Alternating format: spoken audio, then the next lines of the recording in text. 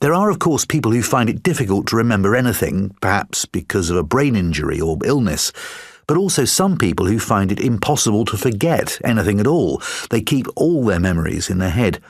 Would you rather not be able to remember things or not be able to forget things?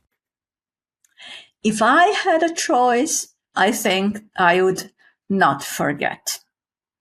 But there are some minuses about that, because not being able to forget in some cases implies being flooded by memories.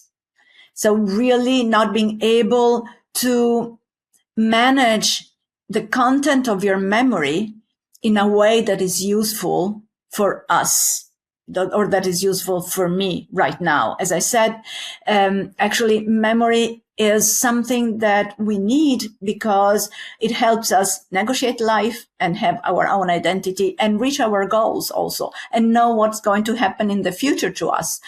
And so if I'm flooded by my memories, then I won't be able to remember, my phone number, for example, or my best friend's phone number right now, because I have all these other phone numbers that are just coming to mind. Do you have examples of people like this? People who remember everything? There are some cases in which people remember basically every day of their life. And this is the topic of my most recent series of studies. These people who can remember almost every day of their life are very special because they are able to keep all other memories at bay, but the ones that they are selecting at the moment.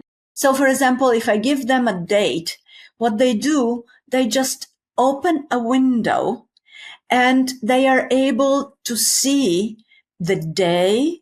They're able to see what happened during that day. They're able to also tell us the date, the day of the week, for example, and